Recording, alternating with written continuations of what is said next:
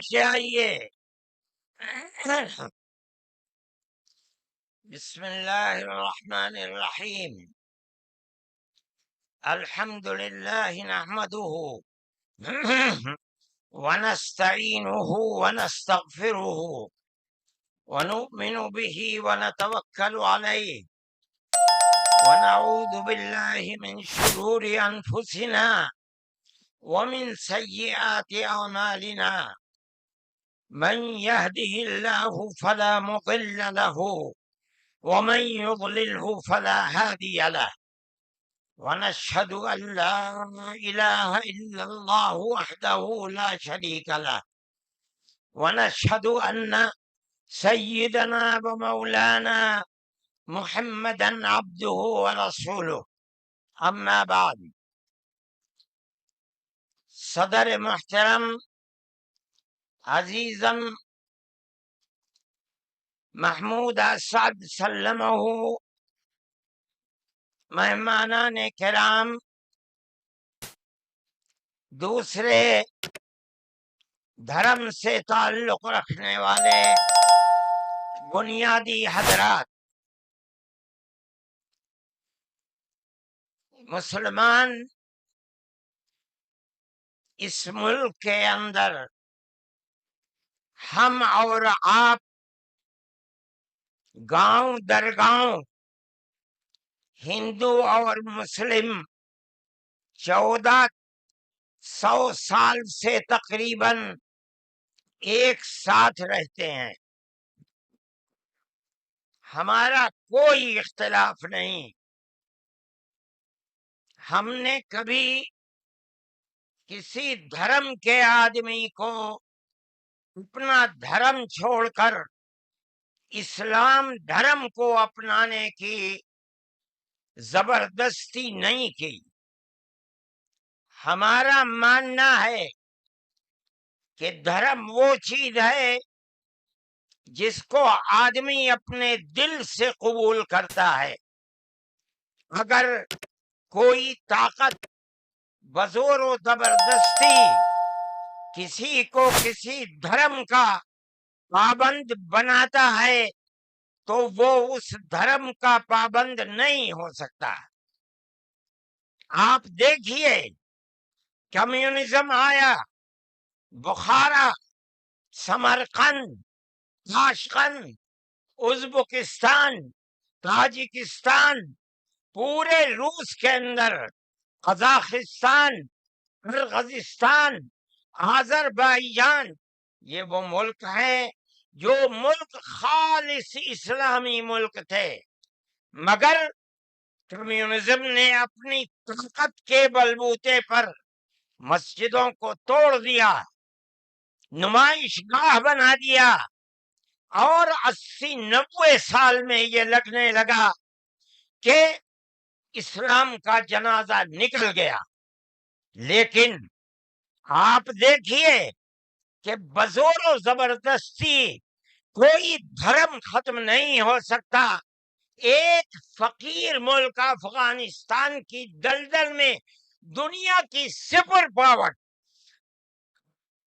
پھنس کر دفن ہو گئی، ٹکڑے ٹکڑے ہو گئی، ختم ہو گئی. یہ ملک آزاد ہوئے اور مسجدوں سے پھر اللہ اکبر کی آواز بلند ہونے لگی. اس لیے کہ انہوں نے یہ سمجھا تھا کہ زبردستی اسلام کو تباہ کر کے، ختم کر کے، مسجدوں کو توڑ کر ملک ختم ہو جائے گا، اسلام ختم ہو جائے گا. ایسا نہیں ہے. کوئی بھی مذہب قبول کرنا انسان کے یہ اپنے دل کی بات ہے. دل اگر قبول کرتا ہے انسان مذہب کا پابند ہو جاتا ہے. اگر دل قبول نہیں کرتا تو اسلام اس مذہب کا پابند نہیں ہوتا. ہم اس ملک کے اندر ہندو مسلم کے ساتھ بھائی بھائی کی طرح رہتے ہیں. ہم نے ملک کی آزادی کے بعد بدقسمتی سے ملک کی تقسیم کے بعد سے ہم نے اس ملک کے اندر آپس کے اختلاف کو دیکھا، یہاں تک کہ اختلاف ہوتے ہوتے حکومتیں بدلتے بدلتے حکومت بی جے پی کی آئی۔ ہم نے کبھی یہ آواز نہیں سنی تھی، ہم نے یہ بھی سنا کہ ان 20 کروڑ مسلمانوں کو گھر واپس کرو۔ یہ آواز اس سے پہلے کبھی نہیں آئی تھی۔ فرقہ پرست ذہنیت اتنی آزاد ہو گئی کہ وہ یہ سمجھتی ہے کہ ہم 20 کروڑ مسلمانوں کو پھر دوبارہ واپس کر کے اپنے گھر کی طرف لے جائیں گے، یعنی اس کا مطلب ہے کہ ہم ان کو ہندو بنائیں گے، اس لیے کہ ہندو ان کا گھر ہے، ان کے باپ دادا ہندو تھے۔ مگر میں آپ کو، یہاں کے دھرم گرو بیٹھے ہوئے ہیں اور میں مسلمانوں کو نہیں، میں پورے ملک کے اندر میڈیا کے ذریعے سے یہ بات پہنچانا چاہتا ہوں کہ ایسا کہنے والے لوگ نہ اپنے ملک کی تاریخ کو جانتے ہیں، وہ جاہل ہیں، نہ وہ اپنے مذہب کی تاریخ کو جانتے ہیں۔ میں جو بات کہہ رہا ہوں وہ کہہ رہا ہوں اور صحیح کہہ رہا ہوں، میں نے اس مسئلے پر غور کیا ہے۔ میں یہ کہتا ہوں مسلمانوں کو یہ بات سمجھنی چاہیے، اور یہ دھرم گرو بیٹھے ہیں ان کو بھی یہ بات سمجھنی چاہیے کہ جس طرح اللہ نے سب سے آخری نبی حضرت محمد صلی اللہ علیہ وسلم کو عرب کی سرزمین میں بھیجا ہے، اس کی حکمت ہے، وہ اگر چاہتا امریکہ میں بھیج دیتا، وہ اگر چاہتا ان کو افریقہ میں اتارتا، وہ اگر چاہتا سوئٹزرلینڈ میں اتارتا، وہ اگر چاہتا دنیا کے کسی ملک کے اندر اتارتا، لیکن اس کی حکمت کہ اس نے سب سے آخری نبی، نبیوں کے سردار کو اگر اتارا تو عرب کی سرزمین میں اتارا۔ بالکل اسی طرح مسلمان اور ساری دنیا سمجھے کہ بالکل اسی طرح نبی اول الزمان کو، حضرت آدم کو جو نبی تھے، سب سے پہلے ان کو بھارت کی دھرتی کے اندر اتارا۔ اگر وہ چاہتا تو آدم کو افریقہ میں اتار دیتا، اگر وہ چاہتا تو آدم کو عرب میں اتار دیتا، اگر وہ چاہتا روس کے اندر اتار دیتا، لیکن نہیں۔ وہ بھی جانتے ہیں، ہم بھی جانتے ہیں، ہمارا عقیدہ ہے، حدیث سے عقیدہ ہے کہ آدم کو دنیا میں اتارنے کے لیے اس بھارت کی دھرتی کا انتخاب کیا گیا۔ ان کے پاس کوئی آسمانی کتاب نہیں ہے۔ میں نے بڑے بڑے دھرم گروؤں سے پوچھا کہ آدم جو سب سے پہلا آدمی ہے آسمان سے اتارا، اللہ نے اتارا، وہ آدمی کس کی پوجا کرتا تھا؟ کوئی نہیں تھا۔ دنیا کے اندر نہ ایک آدم تھا، اس آدم کو کہتے کیا ہو؟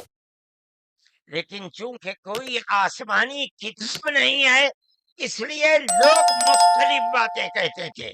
لیکن بڑے بڑے دھرم گرو یہاں تک پہنچے، انہوں نے کہا کہ ہم اس کو منو کہتے ہیں۔ صحیح بات ہے، ہم آدم کہتے ہیں، یہ منو کہتے ہیں۔ ہم آدم کی اولاد کو آدمی کہتے ہیں، انگریزی بولنے والے ایڈم کہتے ہیں، فارسی اور عربی بولنے والے آدم کہتے ہیں، اور یہ اس کو منو کہتے ہیں جو اس بھارت کی دھرتی کے اوپر اترا۔ ہم آدم کی اولاد کو آدمی کہتے ہیں اور یہ منو کی اولاد کو منش کہتے ہیں۔ سوال یہ پیدا ہوتا ہے، میں نے بڑے بڑے دھرم گروؤں سے پوچھا، جب کوئی نہیں تھا، نہ شری رام تھے، نہ برہما تھے، نہ شیو تھے، جب کوئی نہیں تھا تو سوال پیدا ہوتا ہے کہ منو پوجتے کس کو تھے؟ کوئی کہتا ہے کہ شیو کو پوجتے تھے، لیکن ان کے پاس علم نہیں ہے۔ بہت کم لوگ یہ بتاتے ہیں کہ منو کچھ نہیں تھا دنیا میں، وہ اوم کو پوجتے تھے۔ میں نے کہا اوم کون ہے؟ بہت سے لوگوں نے کہا کہ وہ ایک ہوا ہے جن کا کوئی روپ نہیں ہے، کوئی رنگ نہیں ہے، وہ دنیا میں ہر جگہ ہے، ہوا ہر جگہ ہے۔ انہوں نے آسمان بنایا، انہوں نے زمین۔ میں نے کہا کہ ارے بابا، انہی کو تو ہم اللہ کہتے ہیں، انہی کو تو تم ایشور کہتے ہو، اسی کو تو ہم اللہ کہتے ہیں۔ فارسی بولنے والے خدا کہتے ہیں، انگریزی بولنے والے گاڈ کہتے ہیں۔ اس کا مطلب یہ ہے کہ منو ایک اللہ، منو یعنی آدم، ایک اوم یعنی ایک اللہ کو پوجتے تھے۔ یہ ہمارے ملک کی تاریخ ہے، یہ دنیا کے دھرموں کی تاریخ ہے۔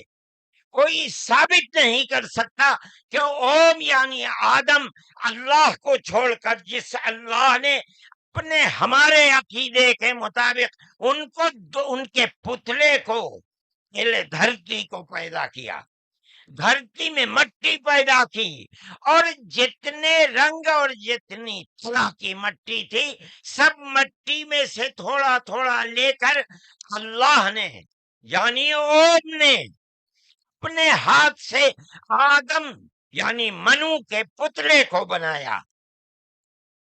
اسی لیے حدیث میں آتا ہے کہ جتنی طرح کی، جتنے رنگ کی مٹی تھی، آدم کی اولاد، منو کی اولاد، منش کی اولاد، اتنے ہی طرح، اتنے ہی رنگ کی بدلی۔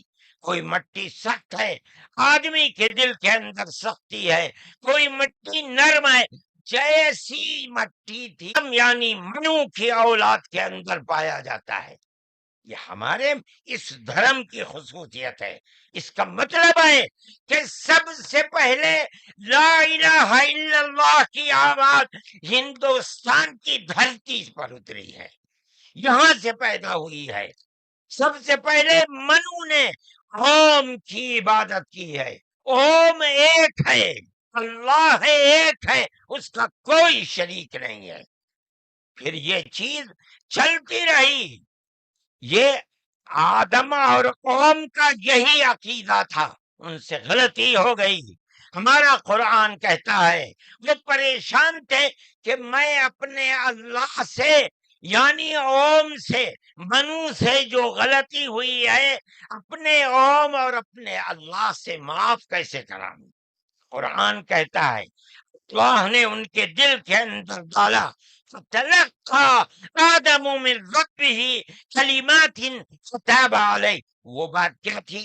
قرآن کہتا ہے ربنا ظلمنا انفسنا وَإِن لَّمْ تَغْفِرْ لَنَا وَتَرْحَمْنَا لَنَكُونَنَّ مِنَ الْخَاسِرِينَ۔ اے میرے اور میری پتنی ہم وطی کے مالک پالنہار، ہم سے غلطی ہو گئی، ہم نے اپنے اوپر ظلم کر لیا۔ اے اوم، اے اللہ، اگر تو نے معاف نہیں کیا تو ہم بڑے ٹوٹے میں رہ جائیں گے۔ اس کا مطلب ہے کہ وہ ایک اوم، ایک اللہ کی عبادت کرتے تھے۔ یہ اس دھرتی کی تاریخ ہے۔ نہ اس وقت شیو تھے، نہ رام تھے، نہ برہما تھے، کوئی نہیں تھا، تنہا آدم اور منو تھے۔ وہ جانتے تھے کہ ان کا پالنہار کون ہے، وہ ان کی عبادت کرتے تھے۔ پھر اس کے بعد ان کی اولاد چل پڑی اسی دھرتی کے اوپر، انہوں نے چراغ ایک اوم یعنی ایک اللہ کی عبادت کا اس بھارت کی دھرتی پر دنیا میں سب سے پہلے جلایا تھا۔ کچھ دنوں کے بعد وہ چلے گئے دنیا سے، اپنی اولاد کو یہ سبق دے کر گئے۔ ان کی اولاد جانتی تھی کہ پالنہار کون ہے، قرآن کے اندر دو بھائیوں کا ذکر آتا ہے، آدم کی اولاد، ایک دوسرے میں لڑائی ہو گئی، ایک نے کہا لا قتلنک، میں تجھے جان سے مار کر ہی دم لوں گا۔ یہ دنیا کے اندر ہمارے آقا حضرت محمد صلی اللہ علیہ وسلم فرماتے یہ دنیا میں سب سے پہلا قتل ہے۔ دوسرے بھائی نے کیا کہا؟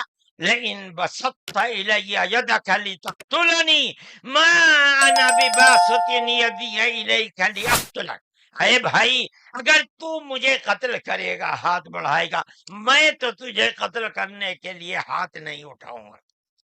کیوں؟ کہتا انی اخاف اللہ رب العالمین، میں اس اللہ سے، اس اوم سے جو سارے جہان کا پالنہار ہے، مجھے تو ڈر لگتا ہے۔ یہ کس نے بتایا کہ اللہ ہے اوم اور وہ ساری جہان کا پالنہار ہے؟ یہ وہی ہے جو باپ نے بتایا تھا، منو نے بتایا تھا، آدم نے سکھلایا تھا۔ آدم اس دنیا سے چلے گئے، 10 20 25 50 100 پیڑھیوں کے بعد اولاد بھول گئی سبق، بائیں بائیں ہونے، اللہ نے دوسرا نبی بھیج دیا۔ کس کو؟ حضرت شیس کو بھیجا۔ دنیا کہتی ہے کہ ان کی قبر اجودھیا کے اندر موجود ہے۔ انہوں نے چراغ جلایا، اپنا کوئی چراغ نہیں، وہی چراغ جو باپ نے جلایا تھا۔ کیا؟